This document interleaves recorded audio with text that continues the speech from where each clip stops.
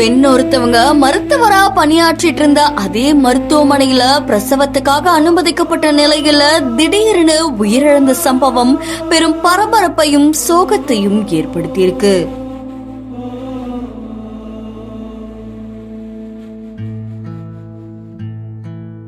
புதுக்கோட்டை மாவட்டம் கரம்பக்குடி சேவுகன் தெருவை சேர்ந்தவங்க தான் கார்த்திக்குடைய மனைவி அஞ்சுகா. இவங்களுக்கு 32 வயதாகுது. இவங்க மருத்துவரானதுக்கு அப்புறமா மகப்பேறு அறுவை சிகிச்சை நிபுணரா உயர் படிப்பை முடிச்சிருக்காங்க அப்படின்னு சொல்லப்படுது. இந்த நிலையில புதுக்கோட்டை அரசு ராணியார் மகப்பேறு மருத்துவமனையில பயிற்சி மருத்துவராகவும் அவங்க பணியாற்றிட்டு வந்தாங்களாமா. கடந்த 6 மாசங்களா அங்க பேறுகால விடுப்புல இருந்ததாகவும் கூறப்படுது. இந்த நிலையில தான் மதியம் பிரசவத்துக்காக அதே மருத்துவமனையில அவங்க போய் சேர்க்கப்பட்டிருக்காங்க.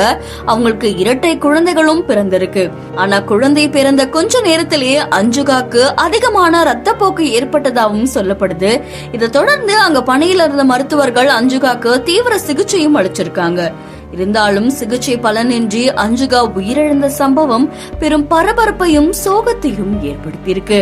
இது மட்டும் இல்லாம இந்த ஒரு சம்பவம் அங்க இருக்கிற உறவினர்கள் மத்தியிலும் சக மருத்துவர்கள் மத்தியிலும் பெரும் அதிர்ச்சியை ஏற்படுத்தியிருக்கு.